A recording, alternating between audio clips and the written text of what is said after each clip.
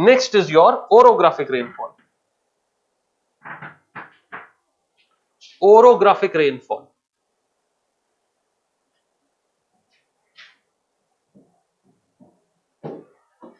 ठीक है. ओरो का क्या मतलब होता है यार? ओरो, ओरो का मतलब होता है माउंटेन, ठीक है. ओरो मीन्स माउंटेन. अब ज्योग्राफी में ओरो के साथ you will have two terms, you will see two terms. एक टर्म तो ये देख लिया आपने, ओरोग्राफिक. एक दूसरा टर्म आप जियोमॉर्फोलॉजी में देखेंगे विच इज ओरोजेनिक. एक ओरोग्राफिक और दूसरा orogenic. And people often get confused between orographic and orogenic. They think that both the things are same. They are not. दो अलग अलग नाम है तो उसका रीजन अलग अलग होगा. Orographic का मतलब होता है anything which is because of the presence of mountain. If something is happening because of the presence of mountain, that's called orographic.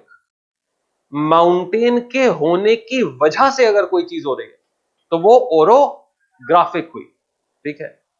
और अगर किसी रीजन की वजह से माउंटेन का फॉर्मेशन हो गया तो उसको कहते हैं हम ओरोजेनिक, ठीक है. Reason behind the mountain formation is orogenic. जिस वजह से माउंटेन है उसको हम कहते हैं ओरोजेनिक. और माउंटेन के वजह से अगर कोई और चीज है तो उसको हम कहते हैं orographic. Is the difference clear? तो you must never ever write orogenic rainfall. That will be absurd. Orogenic rainfall का मतलब होगा इतनी जोर से बारिश हुई कि पहाड़ बन गया, ठीक है. वैसे तो हो नहीं सकता, तो अर्थ का अनर्थ हो जाएगा, ठीक.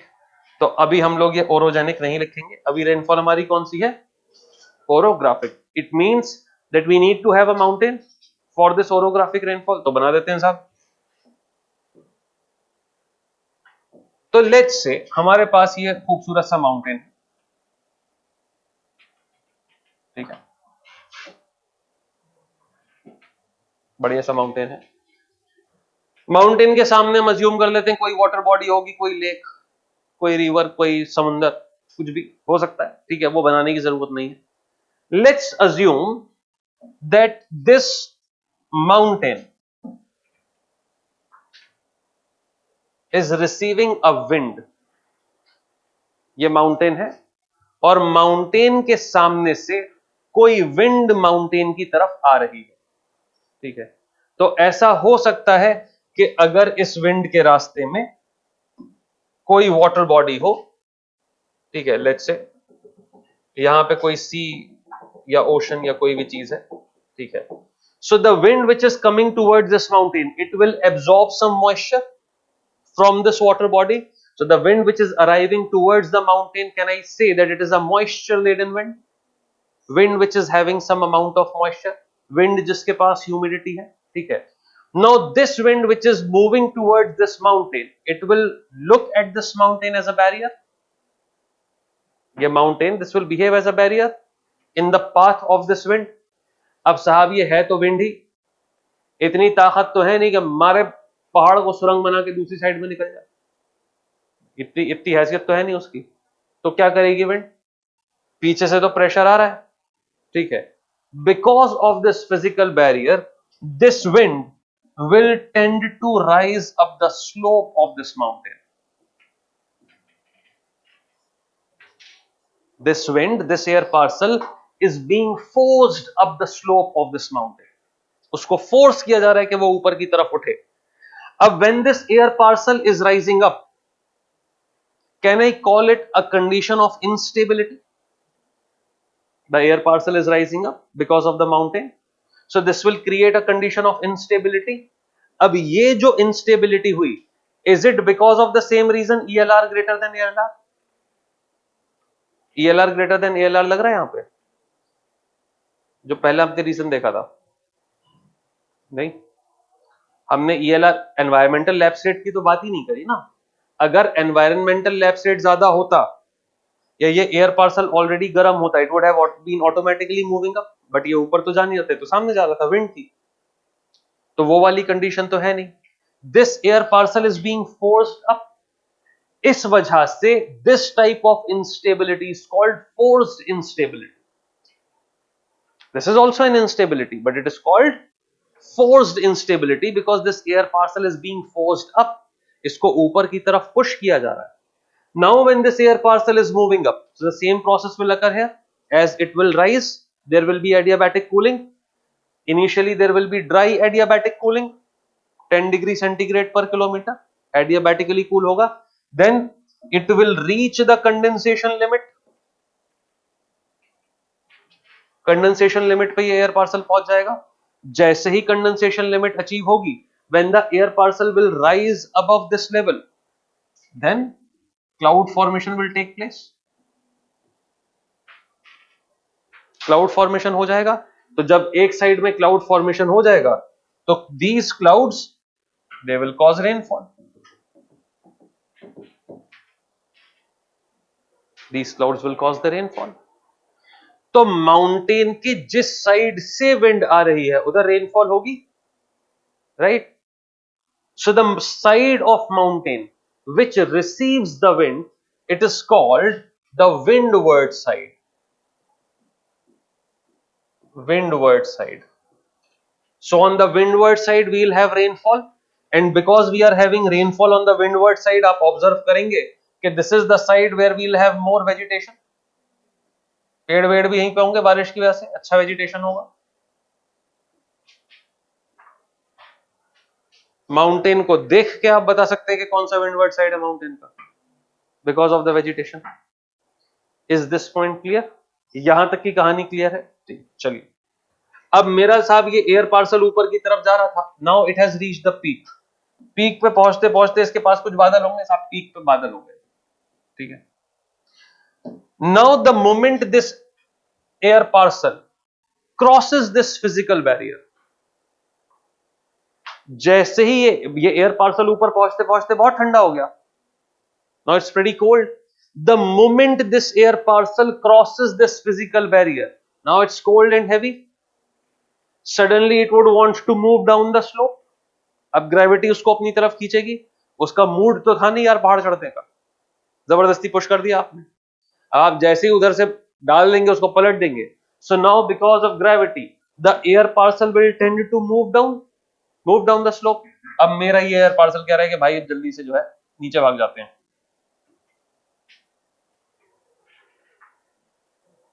So this air parcel will start sinking. As it will start sinking, what process will occur inside this air parcel? Heating or cooling? Heating, adiabatic heating. Now my air parcel is moving down. As my air parcel is moving down, it will get adiabatically heated. अब साहब जैसे ये नीचे आएगा तो हम देखेंगे कि ऊपर अगर ये कंडेंसेशन लिमिट यहां जाएगी, ऊपर अगर थोड़ा बहुत क्लाउड था भी, तो जैसे जैसे मेरा एयर पार्सल गर्म होगा, दैट विल गेट इवेपोरेटेड। और ये जो एयर पार्सल है, it has already left a lot of moisture on the windward side. Windward side में तो ये ऑलरेडी बहुत सारा मॉइस्चर छोड़ चुका है, तो दूसरे साइड में जब मेरा एयर पार्सल गया तो now that wind is dry. Now this dry wind is moving down the slope. ये जो विंड होती है, इस विंड को हम कहते हैं Chinook. The wind which flows down the slope, that's called Chinook.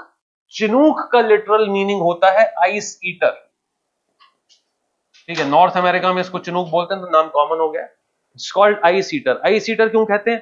क्योंकि जब ये माउंटेन से नीचे जाएगी तो ये गर्म होती जाएगी, तो even if there is some snow over the surface, ice over the surface, या पानी होगा, it will keep on drying everything. Snow को भी ड्राई कर देगी, पानी को भी ड्राई कर देगी। So this wind which is moving down the slope, it will have a drying effect, ठीक है। ये ड्राई करेगी चीजों को, और जैसे जैसे ये नीचे जाएगी ये और गर्म होती जाएगी। तो when it will reach down side में, वैली में जो भी रीजन है adjacent to this mountain, will it have a cooling effect और वार्मिंग इफेक्ट? वार्मिंग इफेक्ट, क्योंकि नीचे जाते जाते तो ये गुनगुनी सी हो गई, बढ़िया। तो विंटर में अगर चिनूक नीचे आ गई तो बढ़िया, आपको सर्दी में गर्मी का एहसास दिलाएगी। ठीक है, ये बात समझ में आ गई सब लोगों को। अब ये जो दूसरी साइड हुई, विंडवर्ड साइड के opposite side, can this side receive rainfall? No भाई, इस साइड तो रेनफॉल हो ही नहीं सकती, क्योंकि जितना भी मॉइस्चर था उधर आ गया। The moment this air parcel is crossing the mountain, अब अगर यहां पे थोड़ा क्लाउड है भी तो ये रेनफॉल तो करेगा नहीं, ये तो ड्राई हो जाएगा, because the air parcel is going down. This side of mountain is called the leeward side, is called leeward side, and the region adjacent to the mountain, जो इस माउंटेन के साइड में जो रीजन है flat वाला, that is called the rain shadow zone of the mountain, rain shadow zone. Okay, so rainfall is occurring because of the mountain. If this mountain was not there, forced instability would not have occurred. अब forced instability हुई तो mountain के एक side में rainfall होगी, दूसरे side में dryness होगी। तो can I say the other side of the mountain, the leeward side of the mountain will have a desert? बोल सकता हूं डेजर्ट क्या होता है? जिस रीजन में रेनफॉल नहीं हो। तो इसका जो दूसरा साइड है rain shadow zone, rain shadow zone में तो बारिश होगी नहीं, तो वो डेजर्ट बन जाएगा। इज दिस मुद्दा क्लियर? पक्का? ड्रॉ करिए बढ़िया से।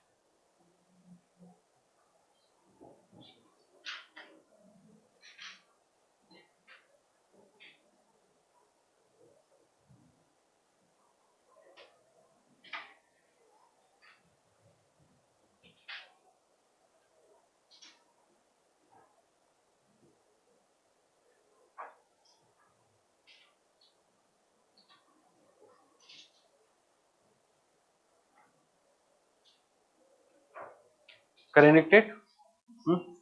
लिखिए, orographic rainfall occurs, orographic rainfall occurs due to the presence of a mountain. Orographic rainfall occurs due to the presence of a mountain. If moisture laden winds, if moisture laden winds, moisture laden मतलब जिसके अंदर काफी humidity हो, काफी moisture हो, ठीक है। If moisture laden winds move towards a mountain,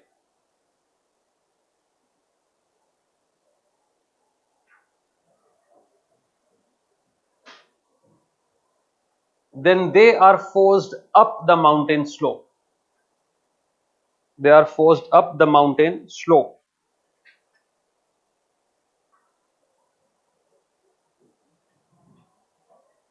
This is called forced instability. This is called forced instability.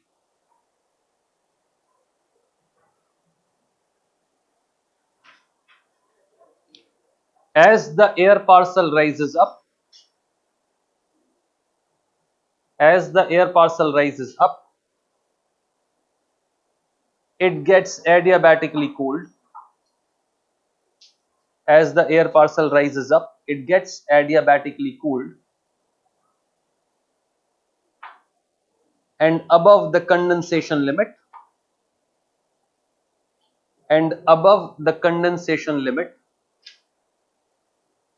the cloud formation takes place. Above the condensation limit, the cloud formation takes place.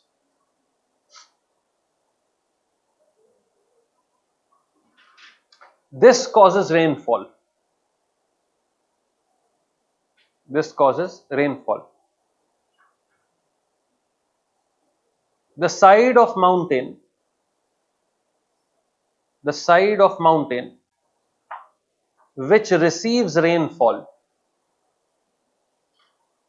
the side of mountain which receives rainfall is called, side of mountain which receives rainfall is called the windward side. The side of mountain which receives rainfall is called the windward side. Next paragraph से लिखिएगा. As the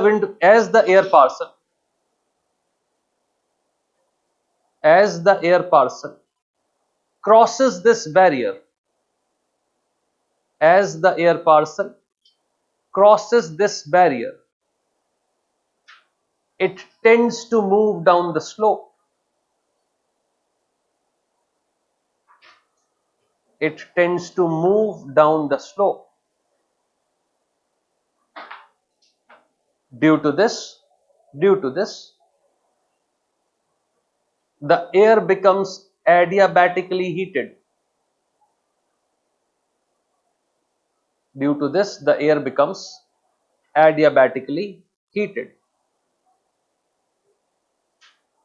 This downward wind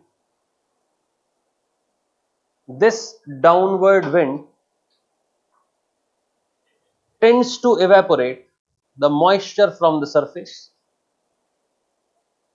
This downward wind tends to evaporate the moisture from the surface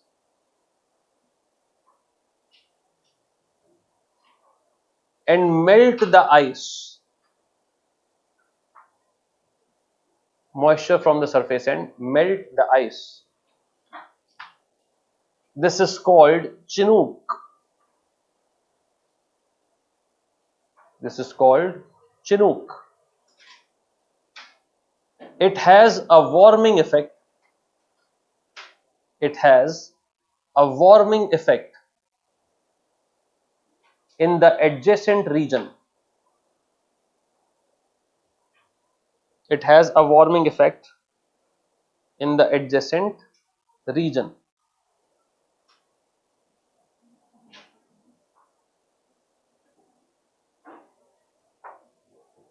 This side of mountain which does not receive rainfall,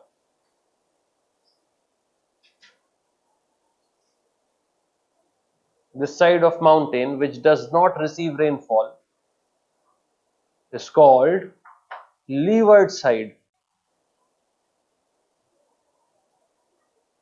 It's called leeward side. The region adjacent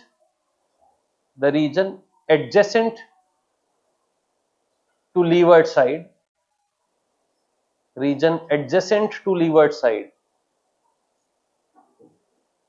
is called rain shadow zone. Adjacent to leeward side is called rain shadow zone.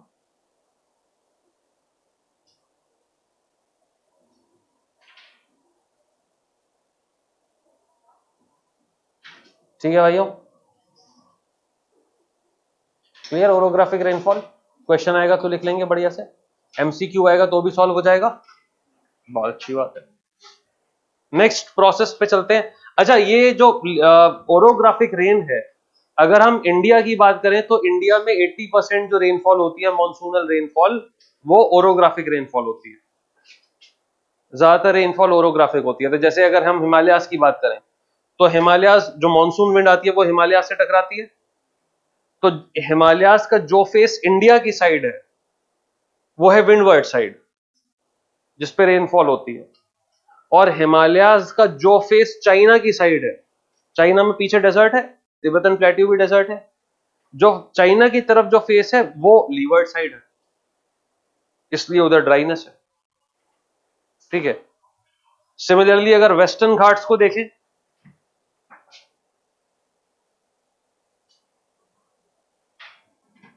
Western Ghat mountains है अपने west coast के parallel इधर, तो western Ghats में जो rainfall होती है वो मॉनसूनल विंड से होती है। मॉनसून की विंड अरेबियन सी से इंडिया की तरफ आती है, south western branch of monsoon. ये जब हम मॉनसून पढ़ेंगे तब समझ में आएगा। ठीक है, ये जो विंड आती है ये अरेबियन सी से बहुत सारा मॉइस्चर लेके आती है, तो वेस्टर्न घाट्स के वेस्टर्न साइड में, लेफ्ट साइड में, वो हो गया आपका विंडवर्ड साइड, तो उधर बारिश होगी।